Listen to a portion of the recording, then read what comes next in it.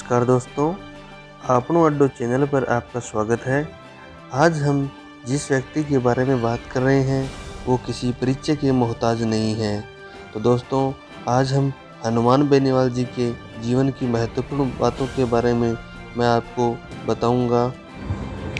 हनुमान बेनीवाल जी को आज के समय कौन नहीं जानता, हर किसी के जुबां पर इस नेता का नाम है।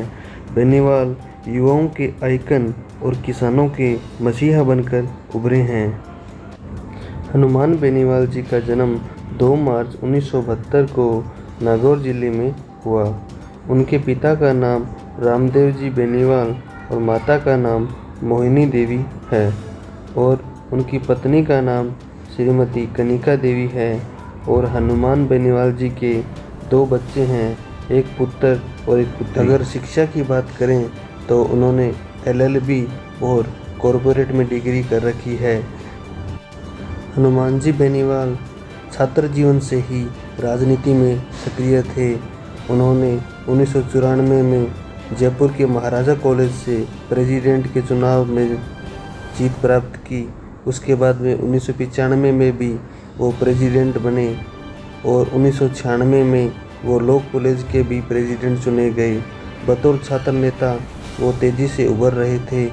छात्र जीवन से ही उन्होंने युवाओं के लिए आंदोलन किए और उनके लिए समय समय पर संघर्ष किया और अपनी मांगें मनवाई।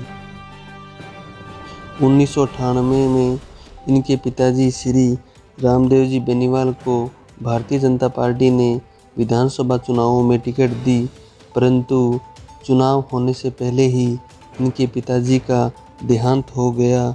तब भारतीय जनता पार्टी के आलाकमान ने निर्णय किया कि हनुमान जी बेनीवाल को अपने पिताजी की जगह चुनाव लड़ाएंगे, परंतु चुनाव आयोग में उनका नाम नहीं भेजने के कारण वो चुनाव नहीं लड़ पाए।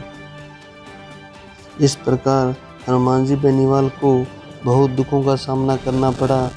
एक तरफ तो पिताजी का देहांत हो गया और दूसरी तरफ वो विधानसभा का चुनाव भी नहीं लड़। 2008 में पहली बार वो भारतीय जनता पार्टी की टिकट से चुनाव जीतकर विधानसभा पहुँचे। इस दौरान वसुंधरा राजे और राजेंद्र राठौड़ पर विवादित बयान देने के कारण हनुमान बेनीवाल को पार्टी से निष्कासित कर दिया गया।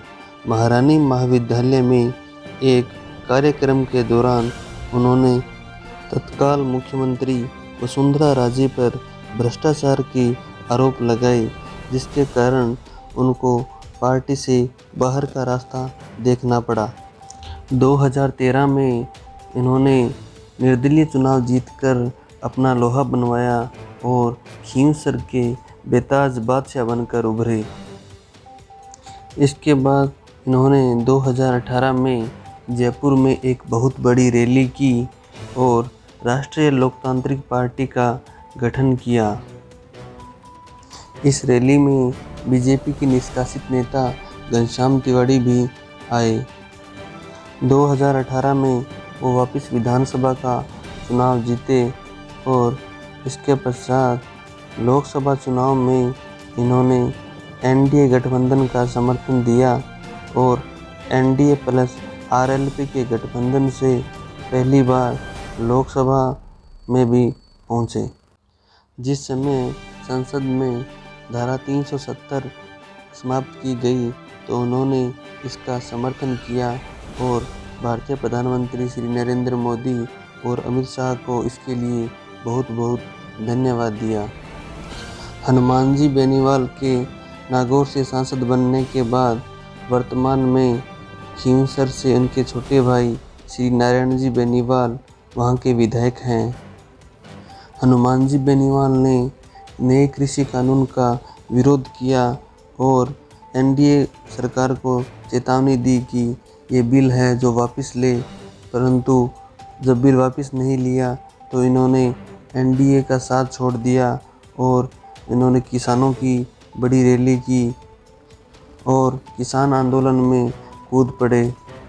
हनुमान जी बेनीवाल मिट्टी से जुड़े हुए नेता हैं, इसीलिए आज के समय में सभी युवाओं का, उनकी जुबान पर इन्हीं का ही नाम है और किसान भी इन्हें अपने देवता से कम नहीं मानते हैं और समय समय पर हनुमान जी बेनीवाल किसानों के लिए हमेशा आगे रहते हैं और उनके हक के लिए हमेशा लड़ाई लड़ते हैं। दोस्तों, अगर मेरा ये वीडियो आपको अच्छा लगा हो तो मेरे चैनल को लाइक और सब्सक्राइब ज़रूर करना। धन्यवाद।